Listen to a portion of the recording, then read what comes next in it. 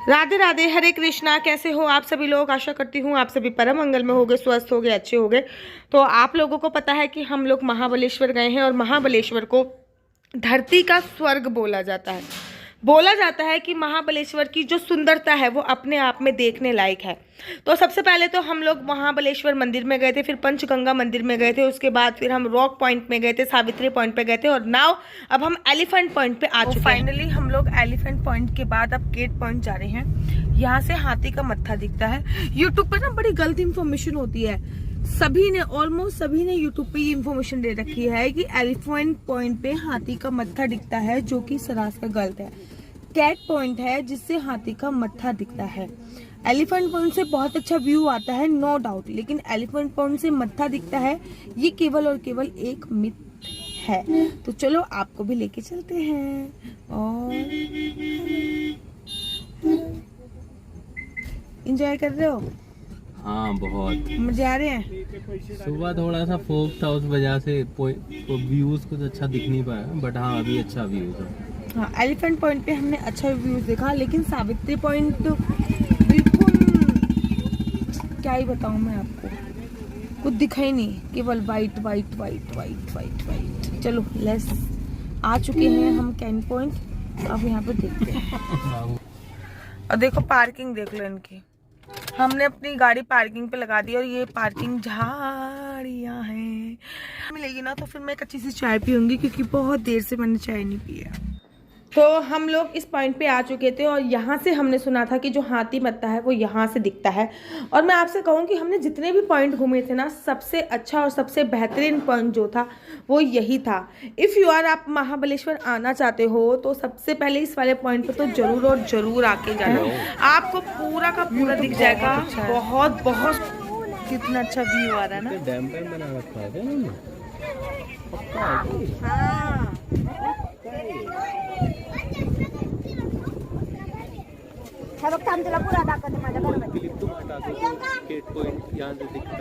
यहाँ पे हमें इतनी अच्छी अच्छी चीजें दिख रही थी, मतलब एक तो हरा भरा सब कुछ दिख रहा था, ग्रीनरी, क्योंकि हम बरसात के मौसम में ऐसे चौमासा में आए थे तो ग्रीनरी तो दिख रही थी, उसके साथ पर्वत पहाड़ भी दिख रहे थे और साथ ही के साथ हमें जो नदी दिख रही थी, अर्थात तीनों चीज़ों का संगम। या तो आपको पहाड़ी दिखते हैं या नदी ही दिखती है या फिर ग्रीनरी दिखती है, लेकिन यहाँ पे तीनों चीज़ों का संगम हमको दिख रहा था, इसलिए यहाँ पे मुझे बहुत अच्छा लग रहा था। इतना मज़ा आया था ना। यहाँ पे थोड़ी सी धूप भी आ गई थी, ये तो हमने सिया के सारे कपड़े उतार दिए थे और सिया के पापा जी देखिए सिया को लेके बैठे। हमने यहाँ पे ऑलमोस्ट सिया के सारे कपड़े उतार चुके थे, क्योंकि यहाँ पे धूप आ गई थी और फॉग पूरी तरीके से हट चुका था। जब फॉग था तब हमने कपड़े पहना रखे थे, लेकिन जैसे ही फॉग हटा हमने कपड़े उतारना सही समझा, ताकि सिया भी महसूस कर सके प्राकृतिक हवा को। यहाँ पे सिया के पापा सिया को गोदी में लेके बैठे हैं और डिफरेंट टाइप के यहाँ पे फोटो शूट मैं उनके कर रही हूँ, क्योंकि ना सिया के साथ हम कहीं भी जाते तो फोटो शूट जरूर करते, ताकि कुछ यादें, कुछ मोमेंट्स जो हैं वो कैप्चर हो जाएं और वो हमेशा रिमेंबर रखे जब वो बड़ी होए कि हाँ मैं बचपन में कितना घूमी। ये फोटो कितना क्यूट लग रहा है, आप लोग मुझे कमेंट्स करके जरूर और जरूर बताइएगा। उसके बाद देखने की बारी थी वो पॉइंट जिसके लिए हम यहाँ पर आए थे। वो पॉइंट अभी हमने नहीं देखा था, लेकिन वो पॉइंट अब हम देखने जा रहे थे, क्योंकि वो पॉइंट देखने के लिए ही हम लोग इतनी दूर आए थे। और वो पॉइंट पूरे यूट्यूब में बोल रखा था हाथी मत्था हाथी मत्था हाथी मत्था, यहाँ पे हाथी का हेड दिखाई देता था। अब हम लोग वो पॉइंट देखने के लिए जाने की कोशिश कर रहे थे। एक एलिफेंट देखना था ना, यहाँ से दिखेगा प्रॉपर। इधर से आओ। दिख गया फाइनली वो पॉइंट आपको मैं दिखा रही हूँ, जिसको कहते हैं एलिफेंट हेड। ये एलिफेंट की शेप में जो चट्टान कड़ी मतलब बनी हुई है, ये बहुत ही सुंदर लगता है। एक बार आपको दिखाती हूँ मैं प्यार से। ये जो हाथी के शेप में बनी हुई है ना, ये अपने आप में बहुत बहुत बहुत ज़्यादा सुंदर लगती है और इसको देखने के लिए दूर दूर से लोग यहाँ पे आते हैं।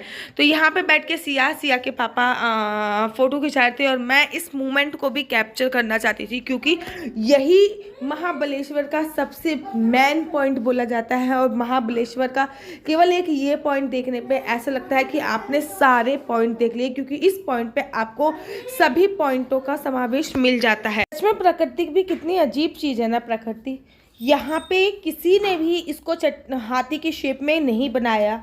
ये जो चट्टान है ये खुद ब खुद हाथी की शेप चट्टान जो है वो खुद ब खुद हाथी के हेड की तरह कटी हुई है और ये बहुत बहुत टचवुड बहुत सुंदर लगती है। आप लोग जब भी जाइएगा तो इसको ज़रूर और ज़रूर देखिएगा। ये प्रकृति के द्वारा दिया गया एक सुनहरा उपहार है जो हम सभी लोगों को देखने के लिए मिलता है और ये देखने लायक है। यहाँ पे सिया देखो कितना क्यूट होके फ़ोटो शूट करा रही है ना, एकदम क्यूटी पाई सी होके।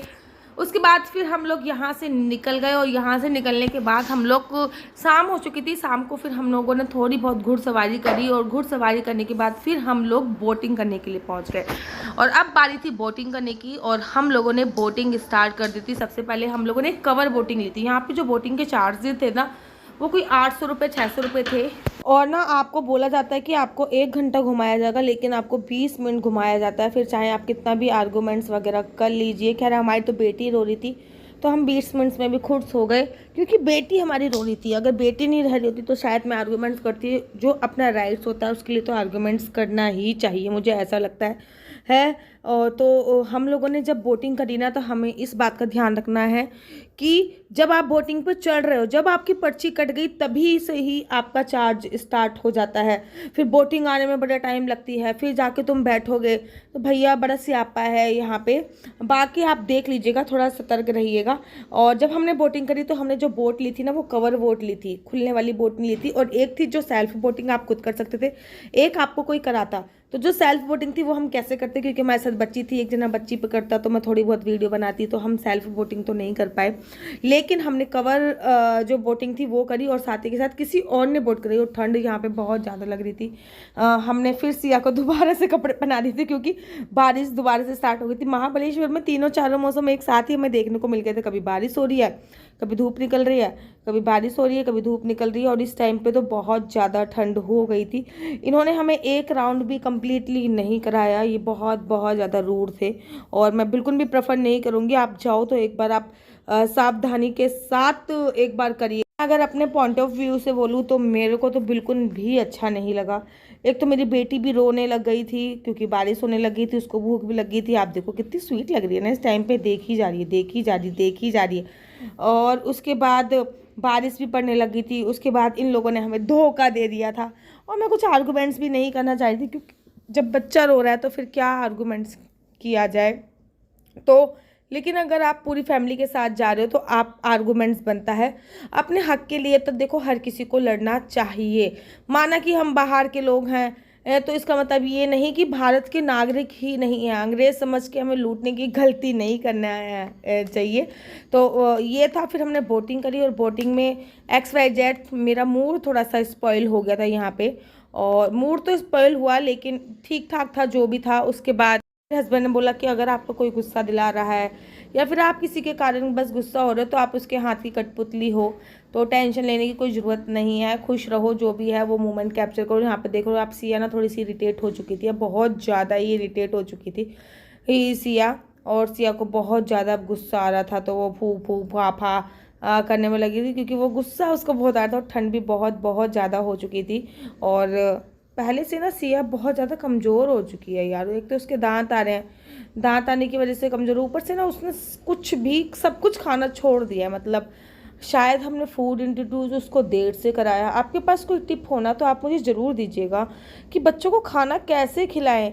मैं पूरे दिन इसके पीछे भागती हूँ, ये लड़की कुछ भी नहीं खाती है, कुछ भी नहीं खाती। मैं पूरे दिन इसके पीछे भागती रहती हूँ लेकिन कुछ भी नहीं खाती। कुछ भी खाएगी तो बस मुंह से निकालेगी। बाहर का दूध हमने ऊपर का इसको लगाया नहीं था, केवल मेरा ही दूध पीती है। ऊपर की बोतल वगैरह हमने इसको लगाई नहीं थी। और बोतल ना लगा के मैं सच्ची में पछता रही हूँ। डॉक्टर ने तो बोला कि हाँ ठीक है बोतल अब छुड़ाओ, लेकिन बोतल ना लगा के मैं सच्ची में पछता रही हूँ। एटलीस्ट बोतल लगा ही देती होती तो कम से कम इसका पेट तो भर रहा। एडवाइस होगी तो आप प्लीज़ मुझे ज़रूर दीजिएगा कि मैं अपनी बेटी को कैसे खाना खिलाऊँ। मैं कुछ भी खिलाती हूँ वो नहीं खाती है और बहुत परेशान करती है, बिल्कुल भी नहीं खाती। आशा करती हूँ आपको मेरी वीडियो अच्छी लगती होगी। अगर आपको मेरी वीडियो अच्छी लगती है तो आप अपना यूट्यूब चैनल हरी बोल को लाइक शेयर सब्सक्राइब करना बिल्कुल भी मत भूलिए। तब तक के लिए मुझे दीजिए इजाज़त। राधे राधे, हरे कृष्णा, हरि बोल।